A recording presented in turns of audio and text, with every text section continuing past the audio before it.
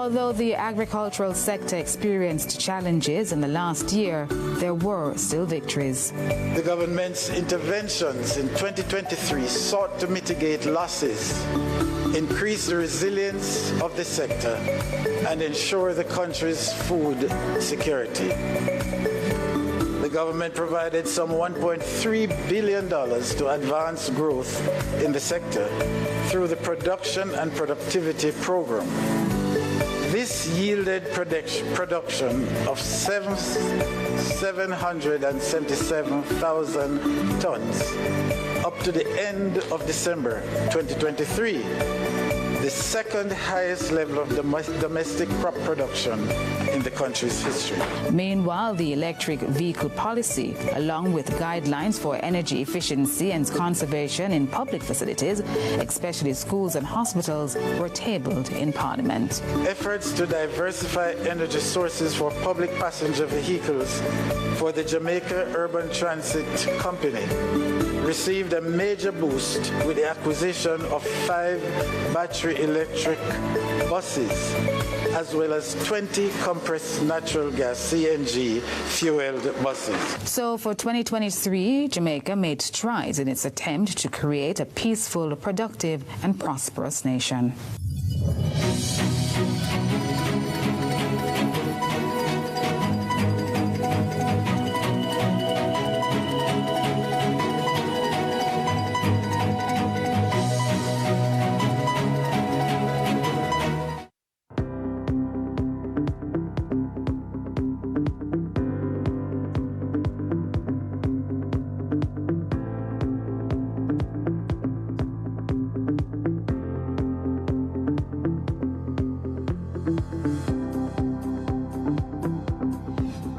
Entrepreneurship is an essential driver of economic growth and prosperity.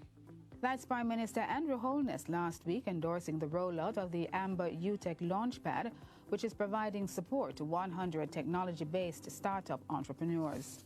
This is such an important part of increasing not just productivity, but just increasing our general output.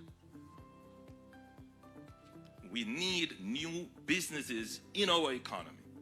The partnership between the Amber Group and University of Technology UTech will provide incubator services such as financing, training, access to software, and other resources. The Amber UTech Launchpad will ignite tech-focused ideas that are relevant to Jamaica's development agenda and stimulate job creation. This aligns with the Prime Minister's renewed call for increased productivity by Jamaica's labor force to further boost and sustain the country's economic growth. Any increase we're going to have in the government's revenues, in what we are able to spend, it must now come from productivity. All the wishes that we have, all the desires that we have, all our ambitions, it comes from what we are able to produce. Mr. Holness insists that a strong performing economy will enable the government to undertake critical projects and programs that redound to the benefit of all Jamaicans. Prime Minister Holness also took time out to meet with members of the Nurses Association of Jamaica. The occasion was the presentation of laptops to the association. Mr. Holness applauded the nurses for their dedication to service and for their commitment to continue offering that service here in Jamaica. We are very, very grateful, and we recognize and respect the fact that they continue to work in our healthcare system, despite the challenges. But we should also recognize that there has been significant improvement in general compensation in the system. Mr. Holness reminded the essential workers that anomalies in the compensation review process are still being reviewed. I'm hopeful that our public sector workers, particularly like our nurses in our health system, and the other workers who are so important to the growth of the country, that we recognize that this massive adjustment has been made, that if we stay the course, if we put in the productivity, if we match the wage with productivity, our economy will grow, and then we will be able to do even greater. As the end of the 2023-24 financial year approaches, Prime Minister Andrew Holness met with several agencies. He was updated on achievements to date and projects to be undertaken in the new fiscal year. The agencies include the Development Bank of Jamaica, DBJ, and the National Spatial Data Division. Meetings also continued with the National Water Commission and the National Environment and Planning Agency, NEPA. Closing out the agenda last week for Prime Minister Andrew Holness was a courtesy call by the newly appointed Ethiopian Orthodox Archimandrite Abba Samuels. And that's it for Jamaica House Weekly. Be sure to join us next time for more of the news stories coming out of the office of the Prime Minister.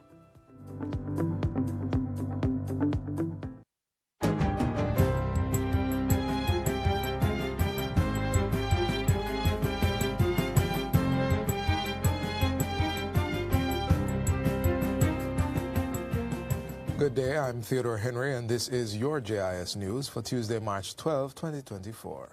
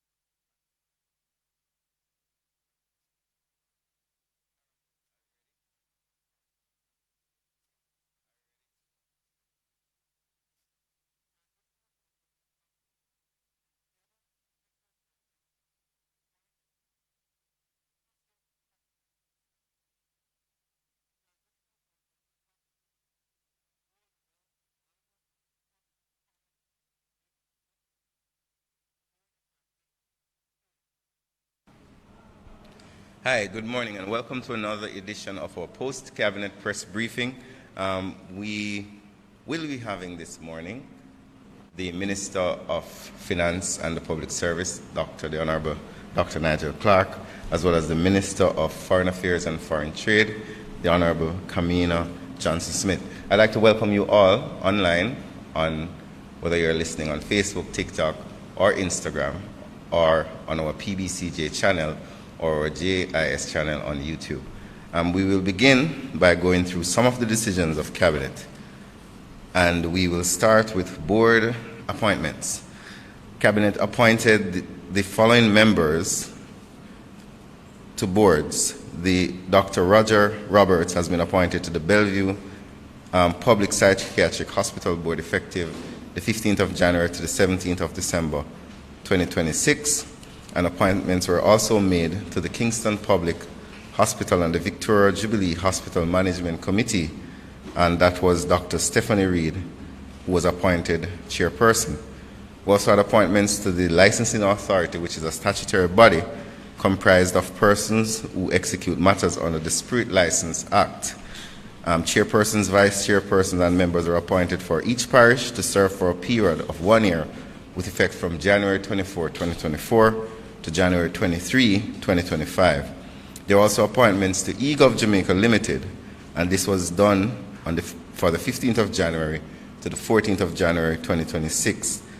And that appointment is Dr. Gunjan Mansingh and Ms. Jacqueline Sharp. Dr. Mansingh was appointed the chairperson, and Mrs. Jacqueline Sharp the deputy chairperson.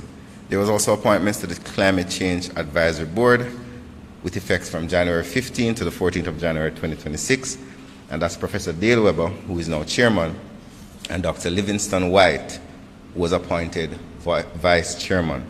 Cabinet approved the appointment of Ms. Debbie Ann Brown Salmon as chairperson and Mrs. Tracy Lindsay as a member of the Board of Directors of the Jamaica Anti-Doping Commission with effect from January 15, 2024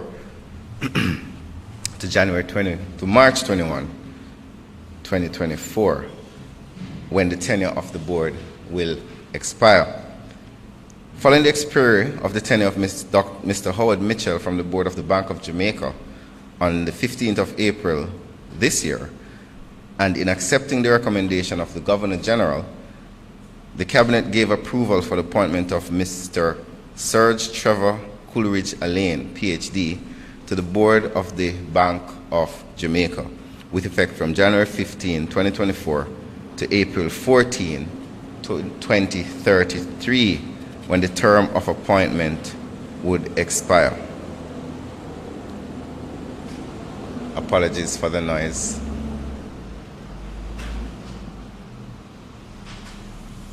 But we will continue.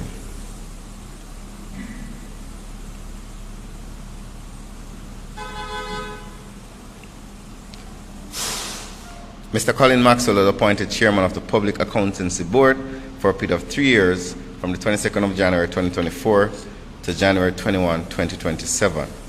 And Bishop Conrad Pitkin, CDJP, was appointed chairman of the National Identification and Registration Authority, and this board will serve for 2 years with effect from January 29, 2024 to January 28, 2026. And that ended our board appointments. Cabinet also gave approval after consideration for the map of the proposed parish of Portmore prepared by the National Land Agency. Cabinet also gave approval for the privatization of the Jamaica Mortgage Bank and recommended a divestiture modality which involved the sale of 100% of shares of the proposed vehicle, JMMB Limited, via an offer for sale of shares and subsequent listing of the shares on the Jamaica Stock Exchange. There's also approval for the Social Protection for Increased Resilience and Opportunities project, and this was followed submissions from the Ministry of Labour and Social Security. The Cabinet gave approval for the implementation of the Spiro project, valued at $20 million US, or approximately 3 billion Jamaican dollars for a period of 2024 to 2029. This project seeks to expand social protection coverage in Jamaica to include the establishment of unemployment insurance, providing Jamaican workers with risk protection from economic and climate change shocks. There was also approval for the transfer of the regulatory and operatory functions of the River Rafting Authority to the Jamaica Tourist Board and the Tourism Product Development Company, respectively. As you would probably be aware, the proposed amendments to the Political Ombudsman Interim Act were passed in Parliament, and this was also approved by Cabinet. And there was also approval of the integration of the National Family Planning Board into the Ministry of Health and Wellness. In relation to contracts, Cabinet approved the award of a contract for electrical services to Synergy Engineering Limited. This contract is to see the electrical upgrades at the Onoto Bay Hospital for a period of 10 months in keeping with the endorsement of the Public Procurement Commission, and the contract was approved at a cost of $419 million. A contract was also approved for the Wellington Monroe Road Water and Sewage Works with sections on Hold Hope Road, Retreat, and Seymour Avenue. This was awarded to the NWC. This was awarded by the NWC for the engagement of Bacchus Engineering Limited for a value of $1.2 billion. There was also the approval of a contract for supply, delivery, testing, training, and commissioning of one freestanding motor control center for the National Water Commission, Old Pepper Relief Station in St. Elizabeth. This was to the tune of $503 million, excluding general consumption tax and the cost of insurance, freight, and shipping. This was awarded to WDC Puerto Rico Incorporated. Cabinet approved also the award of a contract to the amount of $2.7 billion, inclusive of GCT, to M&M Jamaica Limited for the construction of the Westmoreland Divisional Police Headquarters at Lot 3, Landilo Pen in Westmoreland. Cabinet approved contracts also in the amount of $70 million to Kayana Construction Limited for the renovation of the Mandeville and Santa Cruz post offices, and in the amount of $211 million to Construction Solutions Limited. There was also, let me read that again, my apologies. Cabinet approved contracts of $70 million to Kayana Construction Limited for the renovation of the Mandeville and Santa Cruz post offices. And also, there was the same contractor was awarded $211 million for the renovation of the Black River, Mapen, Falmouth, St. Anne's Bay, and Ocho Rios post offices. The contract for waterproofing of the roof of the Jamaica Conference Center in Kingston was also approved by Cabinet in the amount of $121 million to Afrashore Structure and Roofing Limited. At this time, we have completed our Cabinet readings, and we now will have Minister Johnson Smith. Well, before we go there, do we have any questions from members of the media before Minister Johnson Smith and Dr. Clark visit the podium? Yes. Arthur Hall. Yes, Mr. Hall, you may go ahead. Wonderful. Arthur Hall from Observer. Morning, Minister. Arthur Yes, Hall, sir. the Thank you. Observer. Has the Cabinet approved the recommendation for the new police commissioner? Did that come before Cabinet? No, that has not come before Cabinet. As you would be aware, that's a matter for the Public Services Commission to determine, but Cabinet has not been asked to approve any such appointment. The present commissioner goes off on the 18th. Is that an issue for the Cabinet? As the Minister of National Security made a recommendation as to how the JCF will function until a new commissioner is in place. Well, I spoke to the Minister this morning. The Minister says he will be making himself available to the media for questions as it relates to the process of appointment and who is ultimately appointed. That's a commitment that he made. He was hoping to be here this morning, but he's on his way. Yes, the Minister of National Security is actually on his way, so he'll be able to answer those questions related to the Commissioner of Police appointment. Any other questions? Yes, sir. Yes, Mr. Lately from CBN. Right. Good morning, everyone. So, with the approval of the map of the proposed parish of Portmore, I was wondering if you could provide some insight on what the next steps are. Well, the next step is to go to Parliament to get approval. The approval of the map is pretty much a technical step that included surveying. As you know, this process has started a very long time ago, from I think as far back as in the 2000s. And there were town halls, discussions with the citizens of Portmore, and NLA was engaged, the Portmore Municipal Corporation was engaged, and various other stakeholders within and outside of government were engaged to come up with this boundary. And then the next step is to table, to amend the bill in Parliament so that Portmore can finally become a parish, which is a commitment that this government has consistently made. Any more questions? Do you had a follow-up, Mr. Lately? Okay, all right, great. Minister Johnson Smith is actually on her way in as well, Minister. Right. I believe in another minute or so she will. So let's take a short 5 minutes, and as the ministers make their way, and then when we resume, she's here now.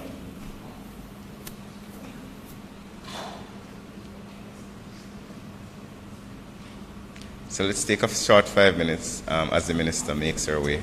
And then we'll resume with Minister Kamina Johnson-Smith, who will make her presentation. Thank you, ladies and gentlemen, and stay tuned. Public passenger vehicles for the Jamaica Urban Transit Company received a major boost with the acquisition of 5 battery electric buses, as well as 20 compressed natural gas CNG fueled buses. So for 2023, Jamaica made strides in its attempt to create a peaceful, productive, and prosperous nation.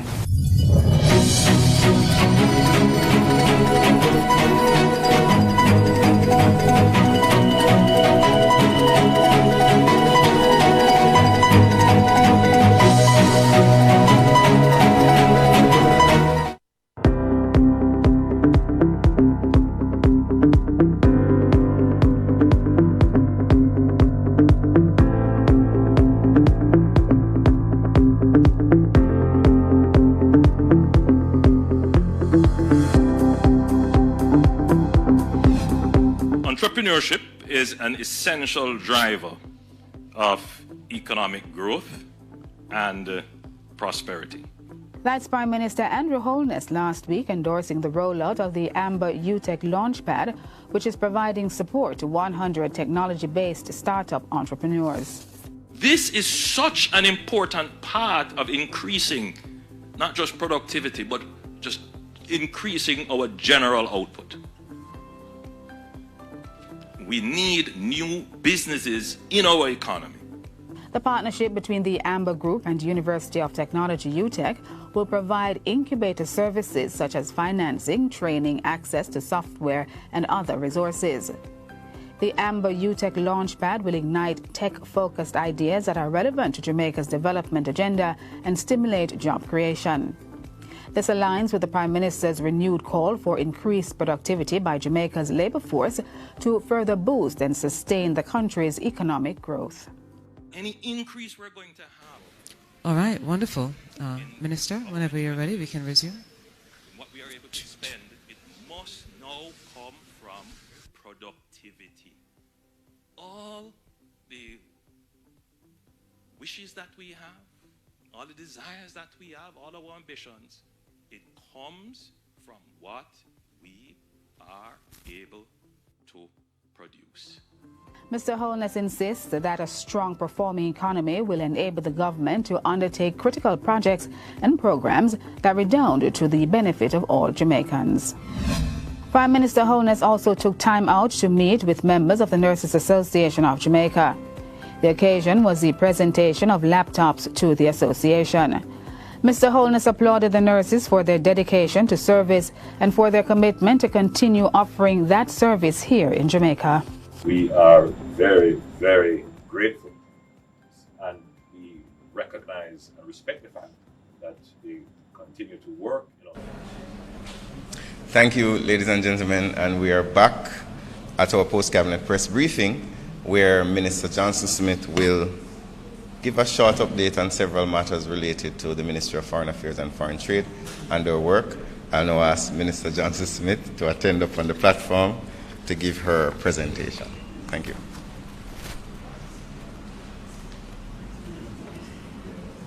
Good morning, members of the media. Good morning, members of the public who are following online or with us through other media this morning. Good morning also to my permanent secretary and other officials from the ministry, or acting CTD, ambassadors both, and our team from colleague ministries, departments and agencies. I am pleased to join another cabinet, post-cabinet press briefing to update our country on the work of the Ministry of Foreign Affairs and Foreign Trade. And today I'm proposing to focus on four specific issues, and they are our hosting of the special meeting of CARICOM heads of government and international partners and Haitian stakeholders on Haiti, convened on Monday the 11th of March. Jamaica's participation in MC13 with a special reference to the issue of fisheries and the efforts to protect our fisherfolk, and the Foreign Ministry's current hosting of the Diplomatic Days Platform 2024, as well as preparations for the 10th Biennial Jamaica Diaspora Conference. So on the first issue, you're all aware, some of you were with us until 11 o'clock at night to report on the hosting of the most recent international talks on Haiti. Jamaica was honored to host this high-level meeting, and it is in fact the second occasion in recent times that we have hosted critical discussions towards the region's engagement on Haiti, the first being in June of last year. Monday's meeting, just by way of reminder, was chaired by President of Guyana and current chair of the Conference of CARICOM Heads, His Excellency Dr. Mohamed Irfan Ali, and other CARICOM member states who participated at the heads level were, of course, Jamaica as host, Bahamas, Barbados, Guyana, and St. Vincent and the Grenadines. Suriname was present at the level of foreign minister, and Trinidad and Tobago at the level of their High Commissioner, who is resident in Jamaica. The meeting received guidance from the CARICOM Eminent Persons Group, who were also present, and welcomed the participation of several international partners, including the United Nations, all of those partners having been integrally involved in supporting the people of Haiti and seeking solutions for the developmental issues as well as the current crises. Importantly, and I want to place some emphasis on this, the discussions involved the virtual participation of 66 Haitian stakeholders. And these stakeholders represented an inclusive cross-section of members of civil society, private sector, religious communities, interfaith, as well as political parties, political representative bodies, and the Haitian diaspora. And they had been part of discussions leading up to not only that meeting, but for some period of time.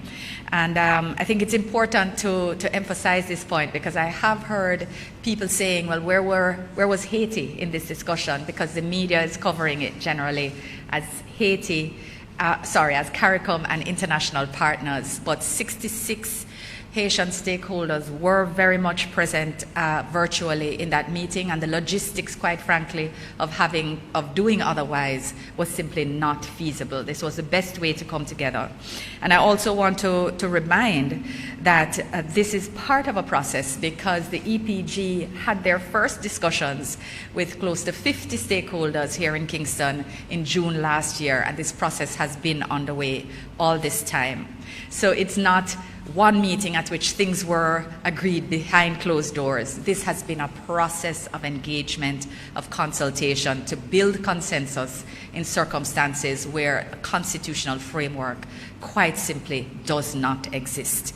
So taking fine points and academic points on constitutional issues beyond that, I think, creates different and even more complicated discussions. The aim all along the way has been to create consensus, to put Haiti on a path back to democratic elections, free and fair elections, which can then, of course, take them forward to greater stability and ultimately prosperity. So the aim has always been to have a Haitian-owned and a Haitian-led solution, and this is in fact what was announced on Monday. Essentially, CARICOM has always remained very firmly committed to ensuring that the Haitian people remain at the center of this process of consensus building, and that this welcomed solution, therefore, is such an arrangement. Just by way of reminder, the arrangement will see the resignation of Prime Minister Henry on the establishment of the 7-member Transitional Council and the naming of an interim Prime Minister. I see the issues being reported that he has resigned, and I see even people saying that as he has resigned, they are declaring themselves to hold certain positions. But the resignation takes effect upon the establishment of the Transitional Presidential Council and the naming of a new interim Prime Minister. The intention has always been to not create a power vacuum or to create new problems. The aim has been to try to facilitate a path back to elections. So the Council will hold and exercise the powers of the Haitian presidency during this transition period until an elected government is established. And this council is not a CARICOM design. It was a part of a proposal made by the EPG, but also formed part of proposals from different stakeholders and stakeholder groups that have been made and submitted to the EPG and to CARICOM across this whole period of engagement and consultation. So it is a Haitian-owned, Haitian-led solution, which is consistent with the norms and conventions of their constitution, because we have to get into the land of norms and conventions once it is that the actual letter is not in place. So the representative bodies agreed at the end of that meeting are now in the process of naming the members of the council.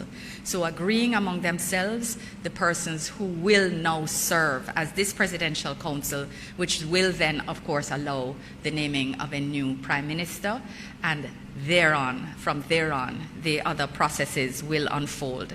It is this body, of course, that will also appoint the Council of Ministers, a new Council of Ministers, and that will ultimately establish the Provisional Electoral Council, which can then define the process for elections. And I go through these because, I've been just trying to listen to some of the feedback and some of the questions, and I heard people saying, well, why, Haiti needs elections, they don't need a council. But if you don't have a constitution in place, then how do you hold elections? Who stands up and says they're going to run an election or they're going to run in an election?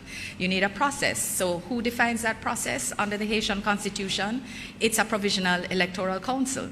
So who will name that council? You need a president, but there is no president. You need to elect a president. So it puts you in a cycle of never ending. The aim was, therefore, to have a consensus around a body that would exercise these powers, that would allow different bodies to come together and say, well, this is how we will proceed in appointing the council, which can then define and establish a process towards elections. And in all of this, of course, security is required. So none of this, I want to emphasize, comes from the outside. This is all a part of a process of consultation that has been facilitated by different partners, including those led by CARICOM through the EPG over the last year. And it will require determination, it will require a spirit of compromise in this next phase. But as Prime Minister Holness stated in his remarks on Monday, the fact is that decisive action is needed now because things have been unraveling. Haiti has come to a tipping point. And their solution, therefore, owned and led by the Haitian people, must be taken before it is too late. It must be that this stem of lawlessness and hopelessness that has set in is something is put in place before too late. So this is what is now before us. And Jamaica remains steadfast in our commitment to partnering with Haiti and Haitians and CARICOM and the international community to achieve these ultimate goals of safety and security. Just on the other point on other related points linked to Haiti, but not to this specific discussion. I just want to touch on the discussions that are being led by the Deputy Prime Minister in respect of the movement of Haitians to Jamaica, the illegal movement of Haitians to Jamaica, and arrangements for legal receipt of certain identified Haitians. And in particular, I want to touch on the reference that was made to receiving a group of Haitian orphans. Again, I saw a report that seemed to be of the impression that Jamaica was opening our borders to all Haitian orphans or all persons claiming to be Haitian orphans or accompanying them, and that is not at all the case.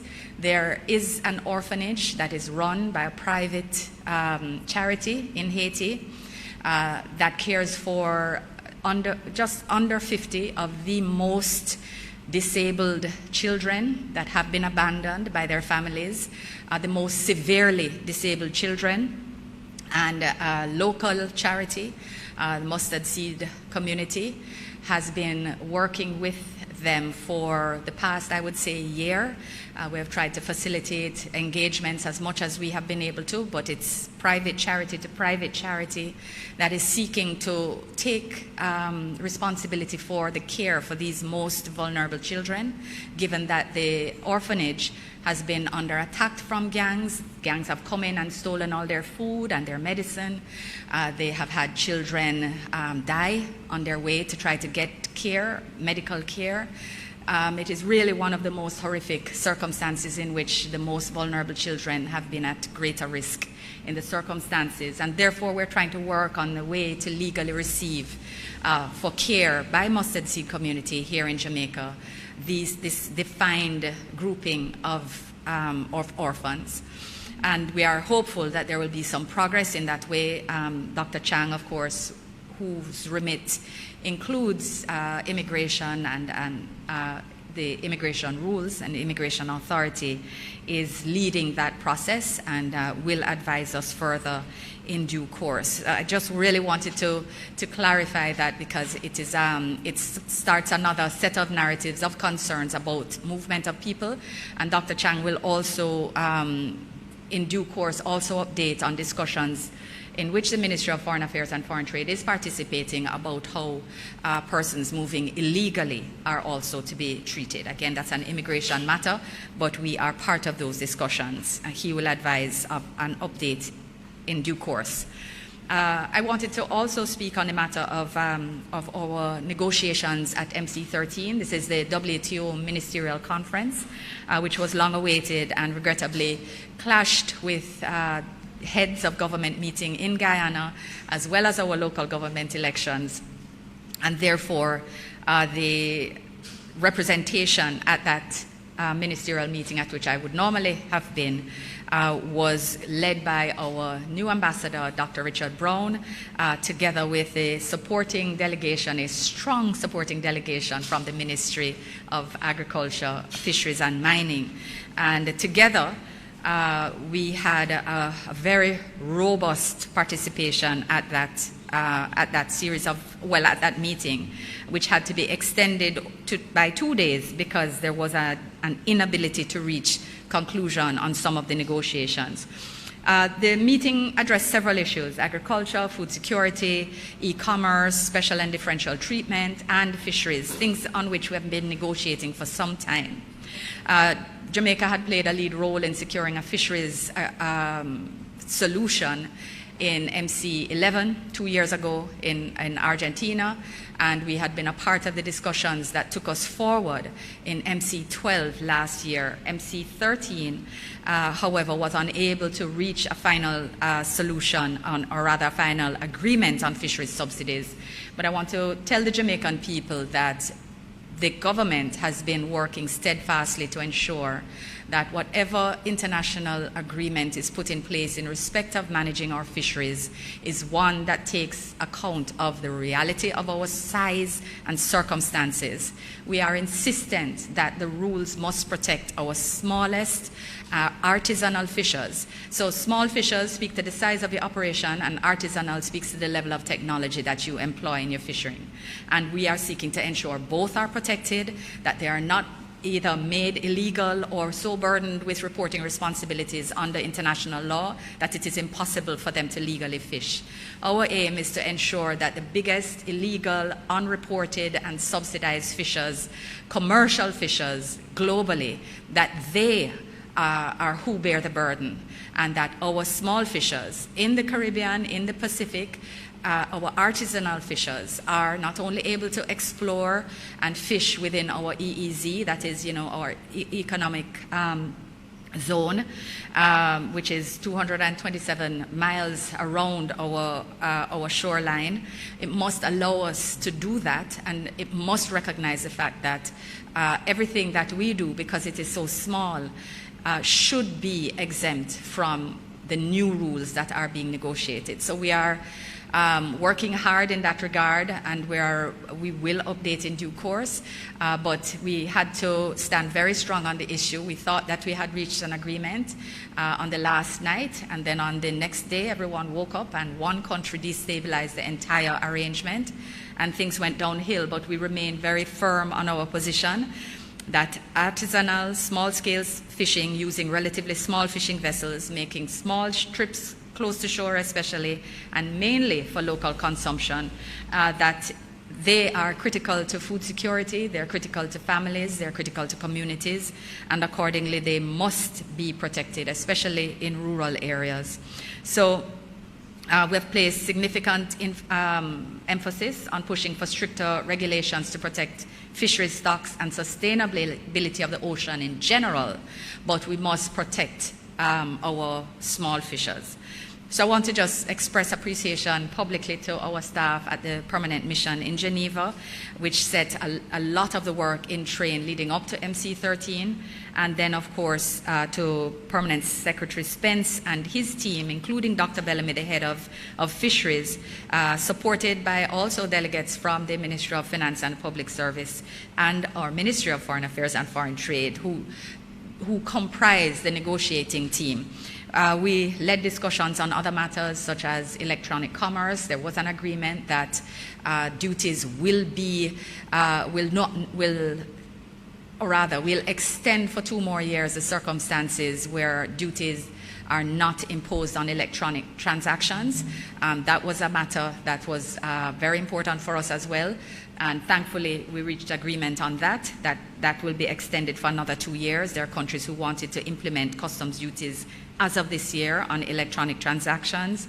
And similarly, there is still strong, or rather we've been successful in advocating that the matter of special and differential treatment, which is essentially ensuring that countries that are small and vulnerable, like Jamaica, like CARICOM, like the Pacific Islands, that the trade rules have carve-outs that protect us and our ability, because trade must not only be free, it must be fair, and in order for it to have developmental results, it must be that small size is treated specially, and where you are particularly poor, net importing countries and least developed countries, that we all require special and differential treatment, and that has been kept on the table. So again, I'm very proud of the voice of the team that was present on the ground. Diplomatic days, we're hosting them now. Diplomatic days is what we do in alternating years in between Diplomatic Week, which is done on a larger scale, but it ensures that the ministry continues to facilitate bilateral engagement with our partners. It involves not only our diplomatic community that's resident here, but we invite in countries who wish to attend, and we have, I believe it's 19 visiting countries this year. I accepted letters of credentials for 8 countries, so that we have new ambassadors from the Kingdom of Denmark, the Republic of Korea, State of Israel, Republic of Suriname, Federal Republic of Ethiopia, the Islamic Republic of Pakistan, the Republic of Peru, and New Zealand. They're all now fully accredited to Jamaica, and we've therefore started our meetings with them to look at either starting new programs of bilateral cooperation or entering or re-energizing the programs which are currently underway. Today I'll deliver a policy statement to the Diplomatic Corps. Other members of the Cabinet will also issue their policy briefings, and this is the sort of most substantive day in which their countries now come to hear about what's happening in Jamaica, what our priorities are.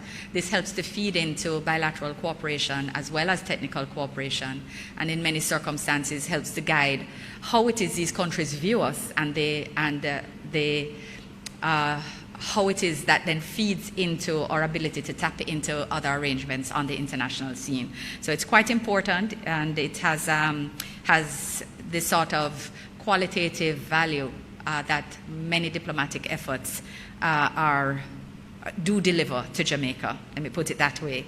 I also want to just briefly touch on the 10th Biennial Diaspora Conference. Last week we had our first internal government-wide, ministry-wide, diaspora-wide preparatory committee meeting. And conference will of course be chaired this year by President and CEO of the VM Group, Courtney Campbell. It rotates between our legacy partners who are Victoria Mutual, Grace Kennedy, and Jamaica National. Those are our key. We continue to grow out a little bit with that, but our most critical core partners are those 3 companies, and the chairmanship rotates as between them. The PrepCom also included our Global Jamaica Diaspora Council and our Global Jamaica Diaspora Youth Council, members of our diaspora community, and a host of departments and agencies, private sector and churches, who are also included in our process for developing the agenda. So it's going to be the 10th anniversary, or the 10th biennial conference, but the 20th anniversary of formal diaspora engagement between Jamaica and our diaspora. The theme is going to be United for Jamaica's Transformation, fostering peace, productivity, and youth empowerment. And it's going to ensure that we take the opportunity at this 10th juncture to reflect on formal engagement with which began in 2004. What can we do better? It will ensure that the action plan for our diaspora, national diaspora policy, which had been long outstanding, that which has now been approved at all levels of government, the action plan can now be finalized and implemented implemented, including how it is we embrace our wider diaspora beyond our traditional locations, as we have started to do through the Council, as well as our second, third, and fourth generations. I want to just say that this process of engagement into non-traditional countries and regions is starting to reach a level of very positive activity, and we actually had our first diaspora regional conference for the continent of Africa. We had one in Europe, first ever, as well as in Latin America and the Caribbean. We are very proud that the non-traditional locations are organizing and are connecting, because we think that it's important to give life to this concept that Jamaicans are all over the world. We celebrate it, but we don't harness it, and that's one of the things that we are trying to do. So again, it is going to be the 16th to the 19th of June 2024 in Montego Bay. This location is by absolute request and command of the diaspora. They want to go to Montego Bay for this 10th, and we are listening and we are hearing. We're seeking sponsorship for it. So if anyone who wants to sponsor who is listening, it's always a great opportunity to have a booth, to showcase your products, to showcase your services, to meet people with whom you'll have business contacts. We will be sharing more about the program. Minister Terry Long is going to be leading this area as it sits within his portfolio responsibilities, and he has already been at the table, not only consulting, but convening the different consultations and engagements with our sponsors. So we know that it's going to be a big success. So I thank you very much for your attention and time on these 4 issues. I know we are probably all waiting for the next phase. And until then, I will take my leave. I will take my seat for questions under guidance. Thank you very much. Thank you very much, Minister Johnson-Smith. I would like for you to return, as I am sure members of the media would love to ask you some questions in light of the important matters that have taken place over the last several days. You may return to the podium. Thank you very much. Okay, ladies and gentlemen, I'm Naomi. Yes. We're now opening the floor for questions. Is that Ms. Absalom? Morning, good morning. Simone Absalom Gale from PBC Jamaica. Minister, can you give us any timeline as to the establishment of the Presidential Council for Haiti? I can't give a timeline. I can say that, to the best of my knowledge, they are working on the names and they are close. But we've been close to solutions before, and because the natures are so complex. But they're working on them, and as you realize, because it is necessary for a transition, my understanding is that there is strong motivation to reach agreement on the membership. All right. Thank you, Minister. Do we have another question? Morning, Minister. Kimball Francis from the Gleaner. Why has CARICOM not settled on a position in terms of how to treat Haitian refugees traveling to member states? And what is Jamaica's position? Well, as I said earlier, the Deputy Prime Minister will advise. You are aware that we have a refugee policy, unlike other CARICOM countries which don't. We actually have a policy, but it is difficult to reach a regional position if you don't even have a national position. So if you have 13 non-national positions and one position, it is going to make your discussions difficult. I believe you asked Dr. Ali that question, and he indicated to you that we're all focused on the stability of Haiti, because that is the foundational problem. What you are speaking about is a symptom of the problem. We are trying to help Haiti solve its problems so that people are not seeking to leave. That is our aim. That is our primary aim and goal. Other than that, as I mentioned earlier, Deputy Prime Minister is convening discussions on how we deal with the inevitable result of the instability, which is illegal movement. And illegal movement is, it is a difficult thing to deal with. I'm sure the population recognizes that refugee status does not automatically apply to someone once they have left a country. Whether you have a policy or not, that is a reality. And we know it's a deeply emotional issue. We recognize that as well, and we're sensitive to the circumstances which drive people to leave their country. But international law is as it is. We have not been in breach of it, despite what some people would like to say. And countries do retain a clear domestic responsibility to secure their country, their borders, and their population. And this is a principle which also exists in international law. Thank so you, I just wanted to remind you of your question and response from Dr. Ali. Thank you. Thank you. Do we have another question? Yes. Hi, Minister. Andrew Lately from CVM Television. From your vantage point, in what ways have the decision to pause deployment of Kenyan policing in Haiti affected or is likely to affect the overall mission? So that's a challenging one. The fact is that preparations were actively still underway at my last inquiry.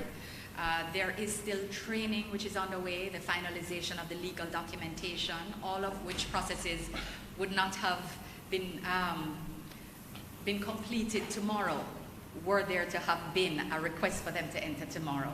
So I know that the Kenyan government is reviewing the circumstances. I know that we have to ensure that they also have clear and effective and accurate information about what is happening in Haiti.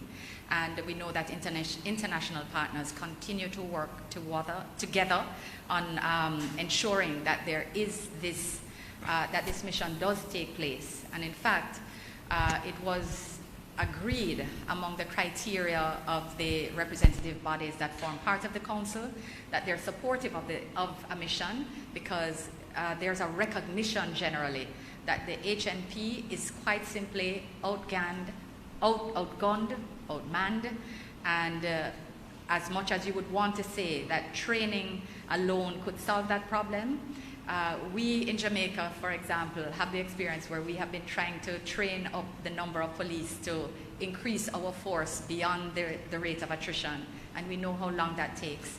So simply training in a force that has its own massive attrition from other circumstances is not going to bring short-term stability to Haiti. So it must mean if you don't have the capacity there, and we are training, Jamaica started training, they have started training with support from Mexico and Canada. It must be that you will have to introduce additional personnel to support security and stability. So the the Security Council resolution still exists.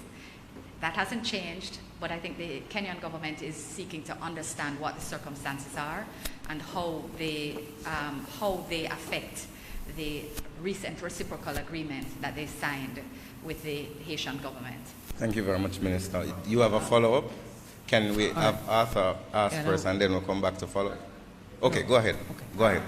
Hold on, Andrew. Let's just get the mic to you. I just wanted to understand from you, is this likely to affect the boots on the ground mission from CARICOM or that Jamaica had planned for Haiti? Well, we continue to plan. We continue to remain committed. We are training. We will be the place of training for the other CARICOM countries when they have gone through their local peacekeeping process.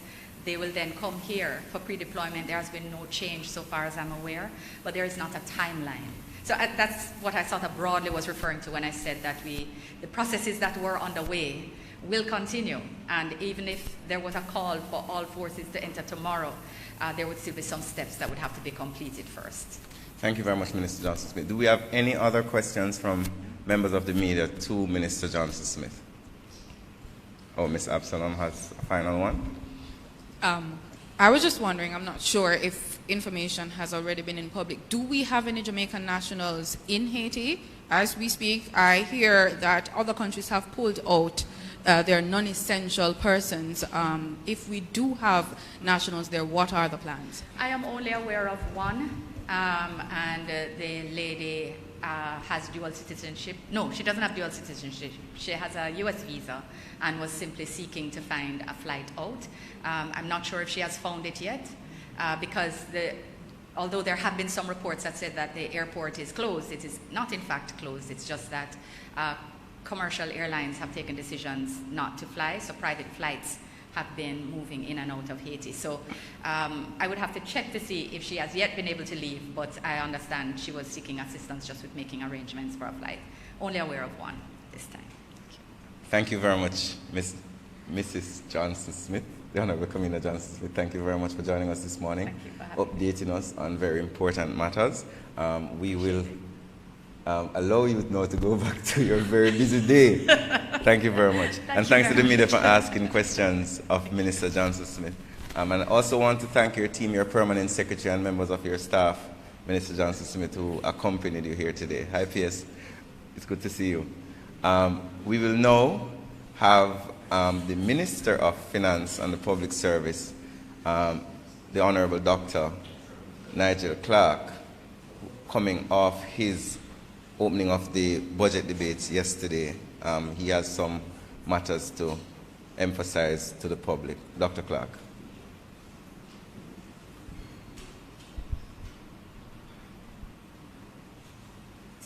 Thank you, Minister. Good morning, members of the media. Thank you for making yourselves available for this post-cabinet press briefing.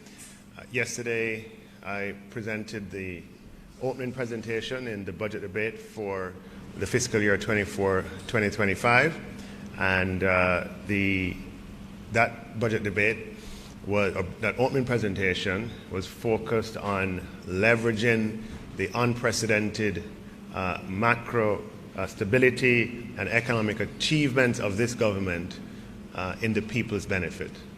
The people are comforted by the fact that the macro variables are moving in the right direction, given Jamaica's history over the last 50 years of chronic instability that has ruined lives and has ensured that opportunity has not been as abundant as it otherwise could have been. There is need for that to be maintained. But at the same time, the people want to make sure that this is being leveraged to their benefit. So there are two primary ways, or three primary ways, in which we sought to leverage the unprecedented macroeconomic stability that we enjoy in the people's benefit, which is consistent with what we have done in the past. The first is that many of the pain points we experience in the society can be solved, and in some cases can only be solved by or through public investment. And we plan over the next, in this fiscal year and in the ones to follow, we have a pipeline of public investment projects financed by the government, and in combination with those that are financed by way of structured PPP transactions that accumulates to over $1 trillion over the next 5 years, that are designed to improve the delivery of public services through more buses and garbage trucks, better tax offices and courthouses, public parks and roads, hospitals and schools, and IT infrastructure, digital infrastructure, and other public investments and capital expenditure. So in rolling out this program of public investment expenditure, and remember, public investment has the ability to improve and increase standards of living in a way that recurrent expenditure can't. Recurrent expenditure, once it's here today, it's spent, it's done, it's gone. Public investment lasts and continues to serve people over a long period of time. A new hospital will serve people for 40 years. A new tax office will serve people for 40 years. And it's public investment, as I said, has that opportunity to improve standards of living. And we are focused on leveraging stability in the people's benefit by putting a focus on public investment delivery and investment delivery execution in the short and in the medium term. Now, in order to do that, we're going to have to ensure that our processes, the processes through which public investment is delivered to the Jamaican people, that those are made as efficient as possible, that we optimize along the three important sort of variables: time, value for money, and fairness. And what we have found is that those processes take too long. We have the data. We have an electronic procurement system that delivers copious amounts of information. We've analyzed 14,000 procurement contracts over an 18-month period. And we're seeing where national competitively tendered projects and internationally tendered projects take between 200 days and 280 days or in that region, which does not allow us to deliver to the Jamaican people in the speed that the Jamaican people want to see these projects being executed. And yesterday I announced a raft of measures, some of them soft measures, which would include improvement in guidelines, in checklists, in committees, in changing the culture around procurement with procurement awards and so on, as well as some hard changes in thresholds, abolishing certain segments in the procurement process, and so forth. And I also announced changes in the public investment processes that we're thinking about, all geared towards helping us or helping the country to leverage this unprecedented period that we have in the people's interest through public investment.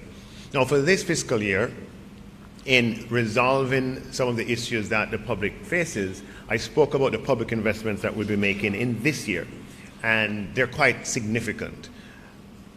We're building four hospitals at the same time. There is no precedent in Jamaica's history for that. It did not happen in the 2010s, did not happen in the 2000s, did not happen in the 1990s, the 1980s, the 1970s. 4 hospitals: Spanish Town Hospital, brand new; Western Adolescents Hospital, brand new; 6-story hospital at UWI, which will take a few years to be built, brand new; and the rehabilitation of Cornwall Regional Hospital. It's $11.4 billion in this budget for the hospital build-out, $16 billion in next budget for the hospital build-out. We are leveraging this period of economic stability in the people's interest by doing things that have never been done before to improve the quality of public services that the Jamaican people can enjoy. We are leveraging the public investment capacity of the government to solve other problems as well. We are building in St. Catherine and in Westmoreland 2 hotspots for crime, well-equipped, well-resourced divisional headquarters that will help the police force in the management and execution of their functions in those areas. $882 million for one of them, $900 million for the other in this budget. We have allocations in the next budget as well. We're also continuing the Montego Bay Perimeter Road. Sometimes we in Kingston don't appreciate how much that means to people in Western Jamaica, to people in St. James, to people in Montego Bay. The congestion is negative to productivity in our very important economic and cultural city of Montego Bay. $10.2 billion in the budget this year to continue the work out on that bypass. $6.2 billion in the budget to continue the leg of the Southern Coast Highway that starts in Harbour View and ends in Portland. Again, that will add to productivity of the workforce and of the people. A big pain point in our society is the public transportation system. There's a system that requires us to have public investments of buses available. Over the 3 years beginning last year, we're going to have the biggest purchase of buses that the JUTC has had. Jamaica has not been in a position to make these kinds of expenditures before. 70 new buses came in last year, and I think the tail end of the year before.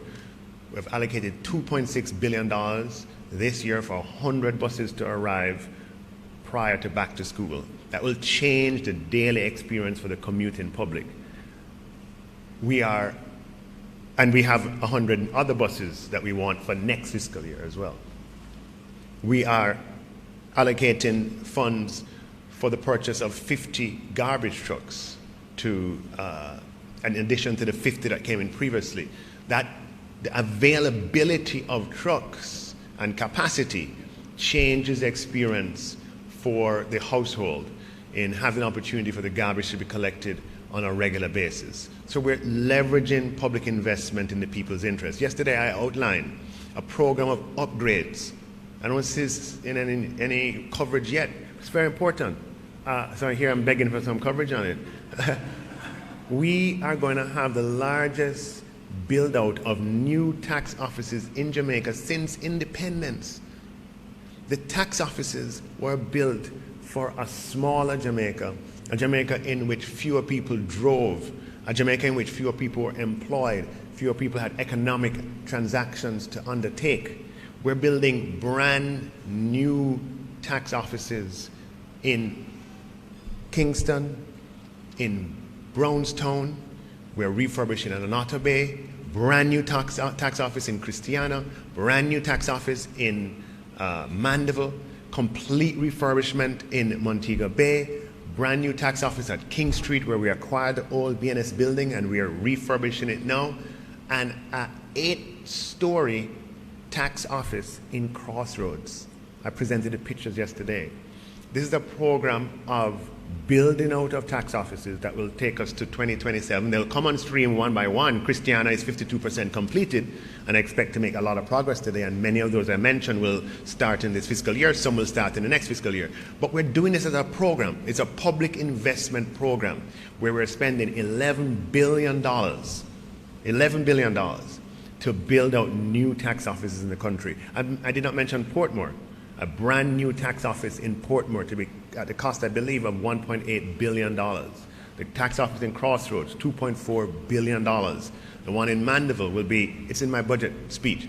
So leveraging public investment to change the experience of the public in how they interact with public services, making life better and improving standards of living. And what we plan to do is to continue to increase and accelerate public investment. I mentioned the progress we're making with the expansion of the North Coast Road, which is a $100 billion project to be financed by PPP. So remember, what I described is that over the next 5 years, we have $500 billion of capital expenditure financed by the government, at least. Okay, that's at least. And on top of that, I'm seeing at least $500 billion of PPPs coming in. I've just showed you one of them, $100 billion PPP transaction to expand the North Coast Road for 60 kilometers, I believe, or between Sea Castles and where the North Coast Highway meets the North Coast Road, to move from 2 lanes to 4 lanes to ensure we have greater ease of passage. That is a transaction that we expect to launch in terms of the pre-qualification of bidders by the end of this calendar year. It's a $100 billion project that the pre-qualification will launch this year, and we hope that by the end of the following year we'll have the selection of the actual persons to carry it out, which again is leveraging public investment in the people's interests. And of course, what's on top of a lot of people's minds as far as public investment is concerned is the condition of our roads. We have the allocation in this year's budget for $20 billion of public investment to improve the conditions of our roads. Now, I just want you to understand the relativity of this. In each year, we allocate between $4 and $5 billion for secondary roads, included in this budget. And that's all the money to fix and repair the roads across the length and breadth of Jamaica. In one budget, we're going from $4 or $5 billion on an annual basis to $24 billion, because we still have $4 billion on the recurrent side for secondary roads, and we have $20 billion on the capital side. So we are stepping up. If you look at from last year to this year, let's use approximate $5 billion for last year. We are stepping up investment in roads 5-fold in 1 year, as far as allocation is concerned. So this is a government that is responding to the people. We are best placed to pursue, to maintain, and to improve Jamaica's macroeconomic fundamentals and Jamaica's economic stability. And we are best placed to leverage that stability while maintaining and improving it to deliver better standards of living to the Jamaican people through public investment and also through the generation of income in people's pockets. Now, because of the unprecedented economic conditions that our policies have resulted in, we have more people employed, more people with income. Does buoyant macroeconomic fundamentals mean that everybody's hunky-dory and things are okay with everyone? No, not at all. We absolutely acknowledge that many people have had tough times, that some people are living, maybe a lot of people are living paycheck to paycheck, and we get it. We get it. We have been able to manage several crises back to back and keeping the ship of state on even keel without even any sign necessarily. We have managed a COVID crisis, the largest economic shock in Jamaica's history, that got 150,000 people out of jobs. We recovered from that in record time, such that employment is higher than it was before COVID. Our economy is bigger than it was before COVID, and yet our debt is lower than it was prior to COVID. And we were faced with a shock after that, inflation shock and supply chain shock, and we have been able to manage through. And we will continue to manage these crises that are global in their origin and in their impact, and to do so while balancing the needs to preserve economic stability, but at the same time make sure that we protect the vulnerable and we maximize what people are able to take. So on the side of that, we came with a number of measures that are designed to support people during this time.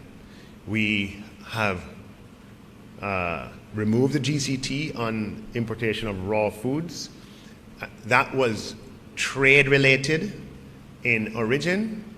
I'm seeing Naomi getting a little active. I'm not used to the format of this. You want me to continue? Okay. Trade related in origin, in that under the WTO rules, we're not allowed to have a differential regime on GCT. Yeah? Because GCT is on all consumption. You are not supposed to have GCT on some, in any category of goods. You can't say the blue goods, the blue biscuits have GCT, but the pink biscuits do not.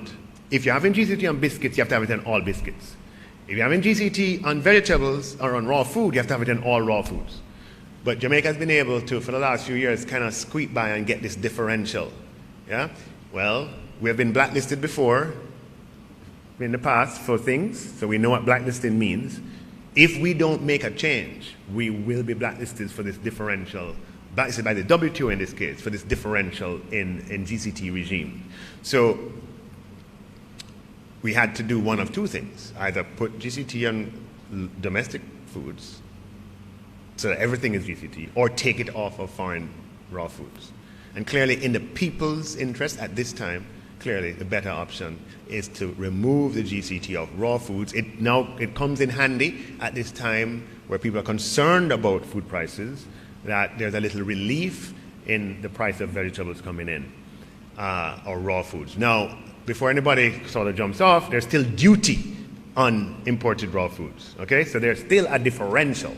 So it's not as if we're unleashing competition in an undue and unfettered way. There's still a duty regime, and in some cases, what we call additional stamp duty, ASD, that in some cases can be quite high.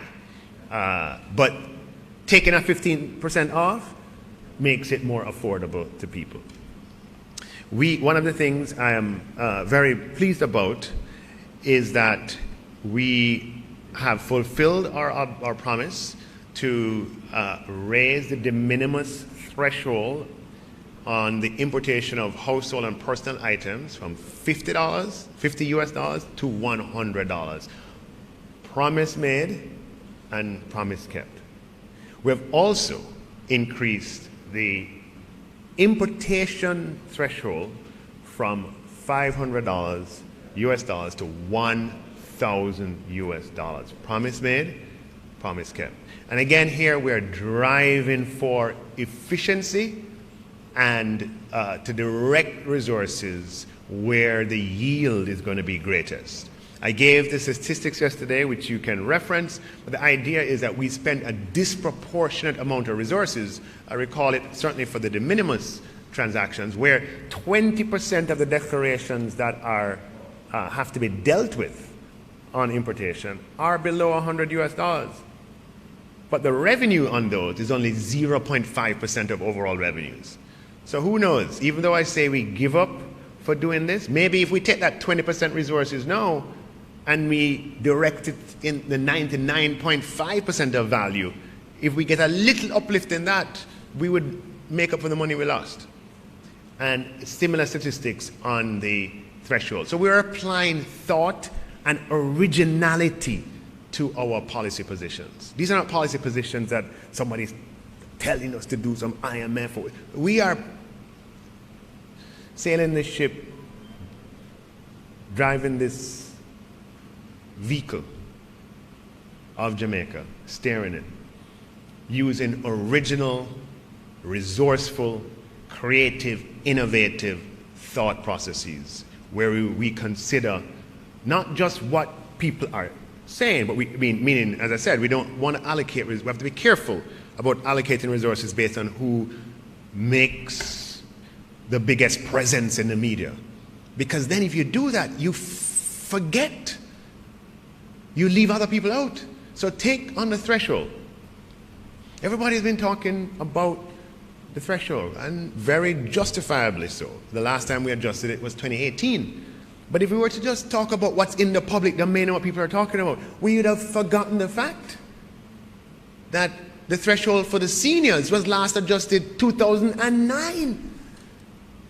So if you're going to adjust, who you should adjust first? The person who got adjusted in 2018 last, or the person who got adjusted in 2009? Equity and justice demands that we address the demographic group in our society that got the threshold adjustment the furthest in the past. And that's exactly what we did. There are two thresholds for seniors on pension. One for pensioners 55 years and older. It's called a pension exemption. It was set at $90,000 in 2009. And we have an age exemption for pensioners who are over 65, which was introduced for the first time in 2009 and also set at $90,000.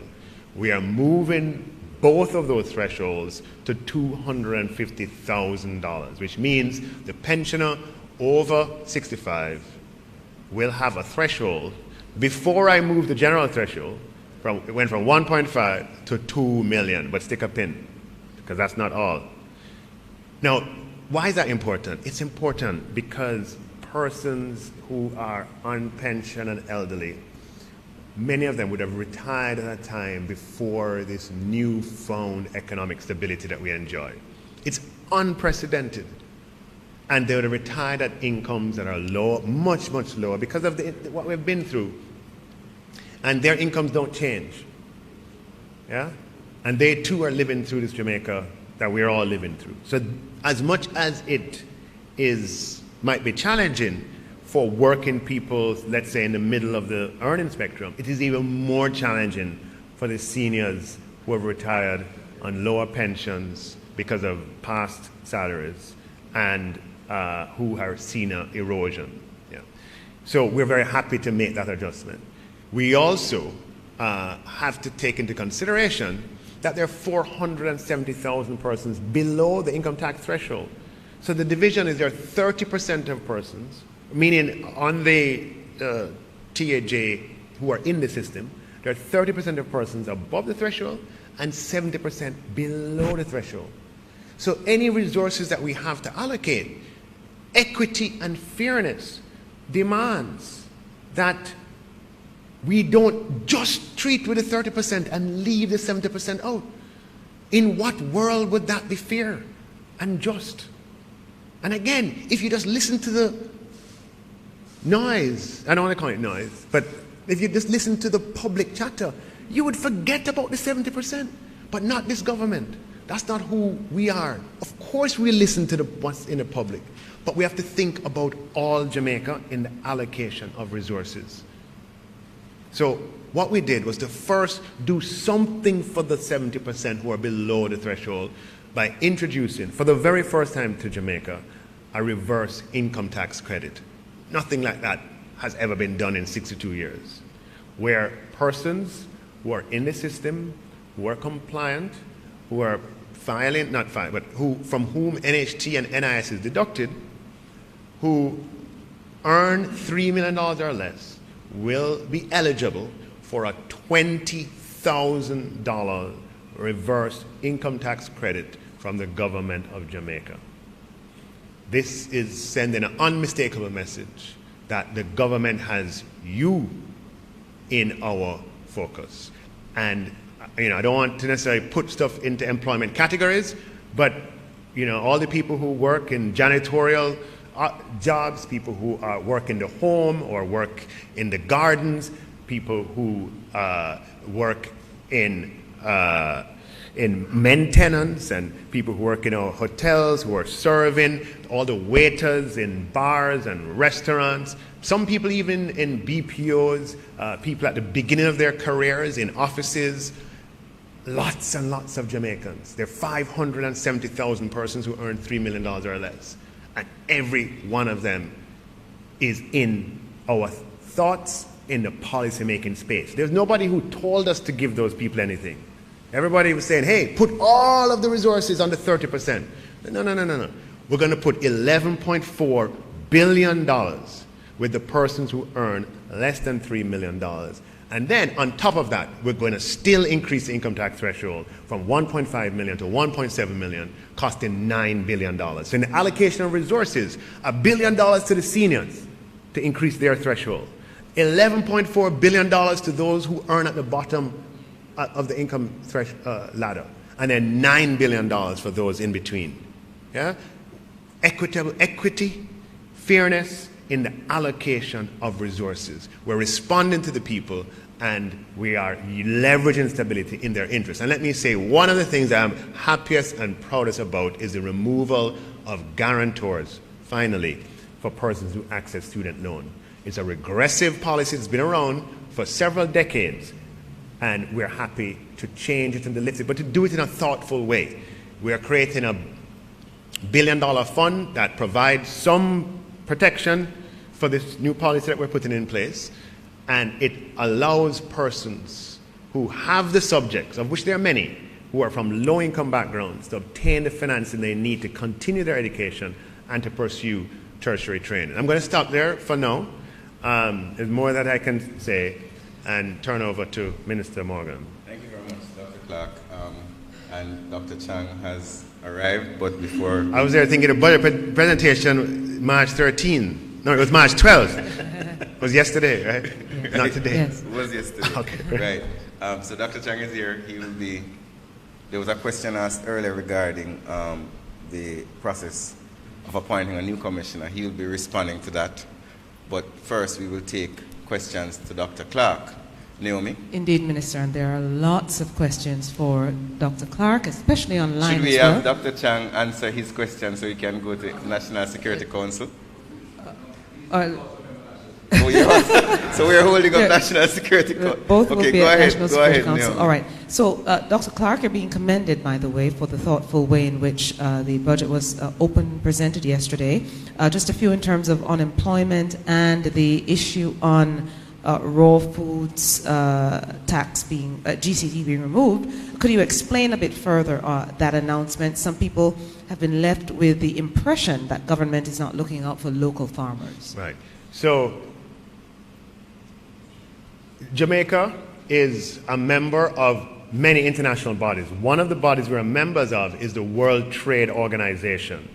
And the World Trade Organization oversees, shall we say, regulates is probably a strong word, trading between countries in the world. And the WTO has certain rules, and as a member of the World Trade Organization, WTO, Jamaica has certain obligations, and the WTO has certain powers for countries who do not live up to their obligations.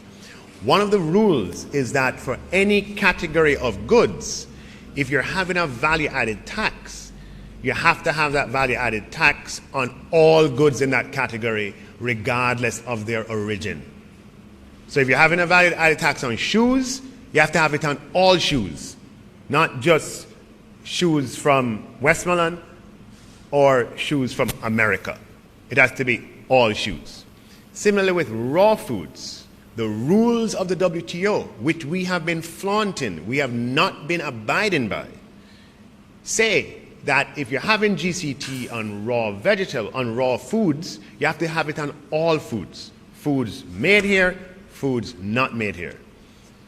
Because we have not been abiding by those rules, the WTO is about to blacklist us or to sanction us. Sanctioning us by trade. Everybody heard about trade sanctions, right? You saw what was happening on you turn on your TV screen, you see trade sanctions versus that country versus that country. We don't want Jamaica to experience a sanction related to trade. So we have to act to live up to the rules.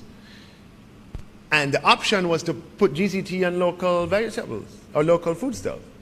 And in this environment, or that's not something that we are going to do, because that would make conditions worse.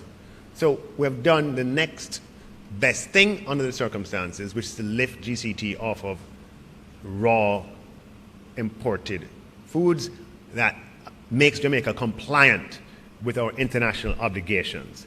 But remember that there's still duty, and in some cases duty can be high as 70%, 80%, 100%. There's still big duty on imported raw foods. But taking the GCT off makes them a little cheaper, which is not a bad thing given the conditions that we are in. Thank you, Doc. Let's go on the floor. Arthur Hall. Good morning, Minister. Arthur Hall from the Jamaica Observer. Minister, we've been getting questions since yesterday. The reverse income tax credit, how will it work? Would somebody apply for it? Will it be cash in your hand? Yes, so think about it like how you get an NHT refund, right? In Jamaica, what we would do is that it will be an online portal that you put in your details, and it's processed, and then you get it. Okay, so it will be a very simple process, and it will be an online process. We can't have 570,000 people walking into an office and doing paperwork. That would be far too inefficient. So it will be an online portal where you'll put your information in and the funds will be sent to you. We're going to take some time to develop and put that system in place. We want it to be robust. We want to make sure it's not vulnerable to nefarious activities. And we want to make it such that it can last. It can be used at a future time. So that will take time to put it together. There'll be a big information campaign so that people know how to access it. And that is how the benefit will be delivered. Dr. Clark, thank you so much. I suspect a lot of employers too are very concerned. So the question online is, the pending unemployment insurance scheme, will it be shared between employees and employers? If yes, will this have consequences for already existing redundancy payment arrangements? That's a question on everybody's mind. So just to be clear, we are not, it will not, an unemployment insurance scheme is not going to become operational right away. It will take time for that to happen. But we have to prepare the population, and which is why I had this broad discourse on it from now, so we can be prepared. That's a feature of stability. A feature of stability is that you plan and prepare for the changes that are about to come. You don't have changes that are abruptly brought on you. So I mentioned yesterday that the cost can be between 0.8% and 1.5% of salary, shared employer-employee in some way. That's the worst case scenario. We are seeking to see if we can consolidate some of these deductions, and we have done the analysis. If we do it, we could do it in such a way that the headline number stays the same for most people, for the vast majority of people. And if we can achieve that, that's what we will do. With respect to redundancy, redundancy is in the law at the moment, meaning that if somebody's redundant, they get. And there's been lots of advocacy that acts against the need or the need to restructure a business and keep it going, because redundancy costs can be so huge at the time that the company is least able to afford it. So it does not act in the interest of long-term economic vitality and stability and so forth. It came at a time when Jamaica was massively unstable, and Jamaica has been unstable economically for 50 years, and that has been something the unions have held on to as a hard-earned, hard-won sort of victory. We've had discussions between business, government, and unions about, look, if we introduce unemployment insurance, do we still need the Redundancy Act? There'll be a lot of advantages for kind of converting that into something else. The unions at the point in time have expressed the view that let's see how things go. They're not at this point. And again, we're not the kind of government that would, we're not interested in sort of unilaterally making a massive change without the consultation processes yielding a result where there's openness to that change. So we'll continue to dialogue around that, Naomi. Thank you. Question on that side. Andrew Laidley, CVM Television. Minister, I do have a couple questions for you. I'm going to start with two of them. On the issue of the unemployment insurance, can you provide a broad-based ballpark timeline that you ideally would like to see this scheme coming into place? And then my second question, there was some sort of mention of a likely phased approach to the income tax threshold increase up from 1.5 to 1.7. Can you clearly state if you will be taking the phased approach? And if yes, when is the next phase and how much? Okay, thank you. So it will take us some time there's a lot that has to be done to bring unemployment into place, right? You need the legislative regime. So we have to go and pass new laws to make this, bring this into being. So the laws have to be drafted, and not only a new law on unemployment insurance, but it would affect other laws as well. It would affect the income tax law, it would affect the NIS law, and other laws. And then if we have to consolidate statutory deductions, we have to introduce yet another bill to say instead of paying NHT, HART, Ed Tax, NIS separately, you pay one statutory deduction, and by law it goes to each of these institutions. So there are several pieces of legislation, 3-4 pieces of legislation have to be drafted from scratch and tabled. That's going to take some time. Then we have to build in the administrative infrastructure. The Ministry of Labor has to do that, which means the employment centers that people go to sign up that they're unemployed, the processing of how this works, how people collect the unemployment benefit, and so on. So we have legislative, we have administrative, and then we have the financial, which is the consolidation of deductions. So that is going to take some time. I am hoping that it would not be longer than sort of 24 months, or meaning 2 fiscal years, to get everything ready. But it's necessary to prepare the Jamaican people for what we are working on, what is being planned, and what is in the horizon, so that we can bring the society along with this monumental change that we're introducing. Oh, on the next question, yes, yes, as I said, we are responding and doing something. Doing it in an equitable way and a fair and justifiable way. And on the threshold said, look, if we do it in stages, right? So absolutely, we're definitely committed to looking at it again. You know, I don't want to state definitively that would not be wise to do that. But look, let this one sink in first, man, before you ask for that. We'll let it sink in April. It's going to come, it's going to be there, and we can restart the conversation. But it's important to have a conversation in a holistic perspective, right? Everybody, I've put the figures out, everybody sees what it costs. You know, is it that we want to do this, you know, without any compensating measures? Then what are we prepared to give up? Very good discussion you're beginning, Dr. Clark. May I take moderator's privilege and ask that Dr. Chang, who will start the National Security Council meeting along with the Prime Minister, just respond to a few questions, and then we come back to get some more questions well, for you. That'd be good for me too. Dr. Chang? Yes. No. So Dr. Clark still has some more questions to answer from members of the media, but Dr. Chang, if you will. No. Dr. Clark is a very important member of the National Security Council.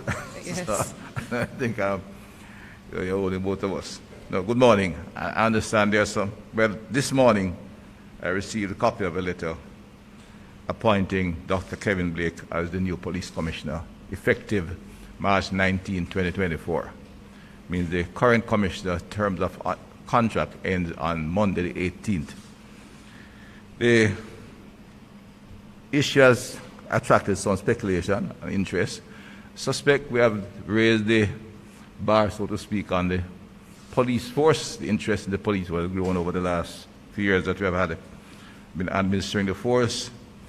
Dr. Blake is one of the deputy commissioners, and all 4 deputy commissioners were interviewed and looked at, because we think we have reached a level in the force where the promotional process is such that the individuals who rise to the top all have the capacity to go forward. And we had 4 deputies who I think were excellent police officers. They were interviewed, and the Service Commission identified Dr. Kevin Blake, who is among the younger deputy commissioners, as the best prospect to lead the force at this point in time. I said all 4 men that we have confidence in, but we gave the Service Commission the opportunity to interview, examine their CVs, their background, the required due diligence and intelligence reports to see who it was there. The government, the minister, government operates on a strict no objection basis. If they agreed you would not want to appoint a commissioner who the government had no confidence in, we had no problem with the 4 deputies, and therefore it was up to the Services Commission to review their career, review their CVs, as I said before, and make a recommendation. And we have no problem in accepting Dr. Kevin Blake as the next Commissioner of Police. Thank you, Dr. Chang. There was a question. That was the main thing and gravamen of the question. So what a windfall this morning. You've brought breaking news to post-cabinet this morning. All right, since there are no questions for Dr. Chang and he has to go to National Security Council, may we continue with the final round of questions? It's actually 10:30. So we have 2 more questions. 2 more questions, and then we'll allow Dr. Clark to. For Dr. Clark?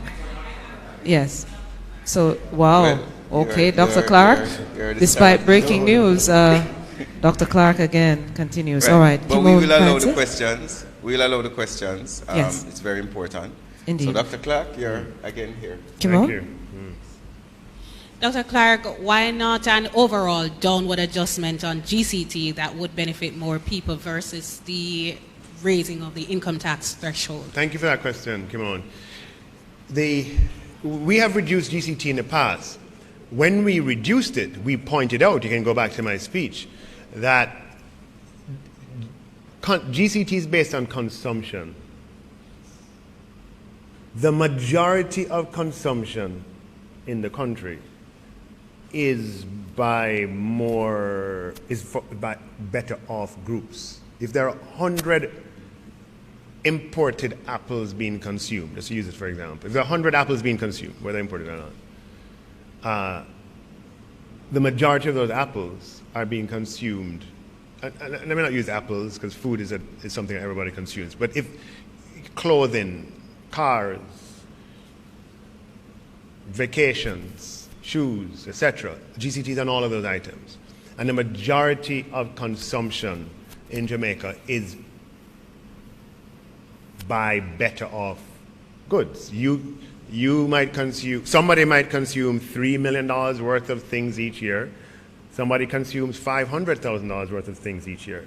So what happens in GCT reduction is that the majority of the benefits on a dollar basis are skewed towards higher income groups.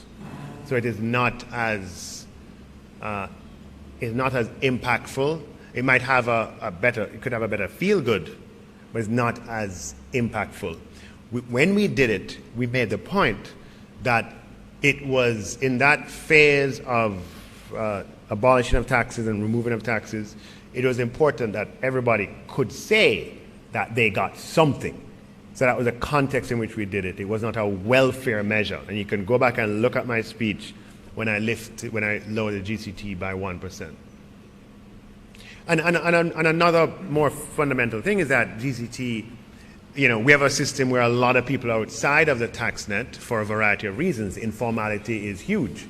So we only have, half of the workforce that's contributing to the system in NIS and NHT, etc. GCT is the one tax that everybody pays. You can't escape it.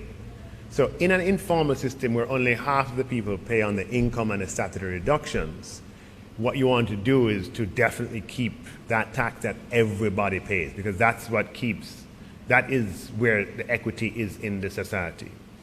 Yeah? As I said, we had very specific reasons for why we reduced it the last time. Thank you. We have another from Kimon, or two, and then we'll go to GIS, and we'll try and take as many. Dr. Clark, are you prepared to concede that the census is compromised and that it may not be an accurate representation of the population? No, not at all. As I mentioned, this is Googleable, verifiable information. All throughout Latin America, there are many countries, there are several countries throughout the world that were doing censuses around what we call the 2020 group of censuses that faced exactly the same problems. So we think our challenges are unique. The challenges that we faced this time resulted from global forces coming out of COVID. I mean, people are much more sensitive about things of privacy and security. Right? With all this stuff with COVID, injections, vaccines, the right of government to my information, to my data, all of that very present in people's minds, not just in Jamaica, but around the world. And censuses around the world were affected by that. The second thing around the world, coming around out of COVID, we entered a tight labor market. That's documented and that is known.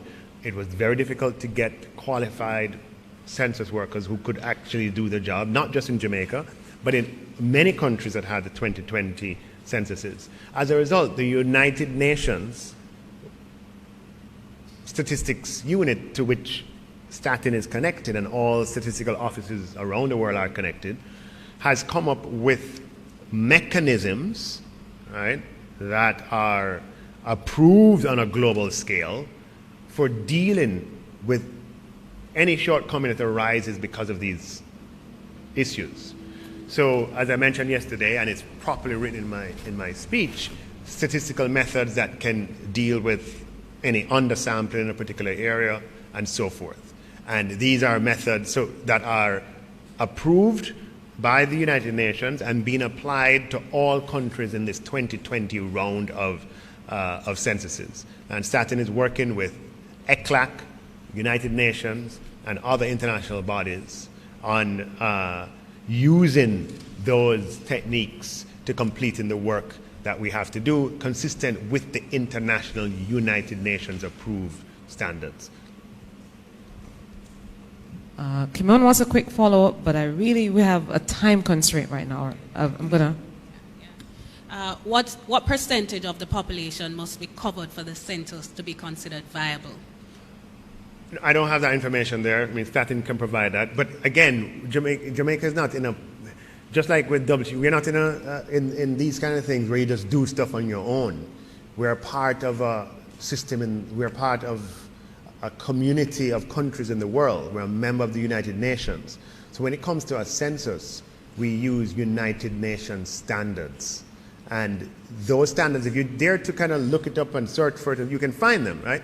You have standards that have been promulgated for the circumstances that the world finds itself in, and that is what we are abiding by. Yeah? Thank you, Minister. All right, Chris? Thank you. Minister Clark, what's the timeline for implementation of the reverse tax credits, and how soon will the public education campaign begin? Well, let us say that I expect that to, in this calendar year. Okay, so I give myself all of this calendar year, so by the end of 2024. Yeah. Finally, Mr. Lady. Yes, Minister, when is the specially curated website for the FinSAC Commission archive going live?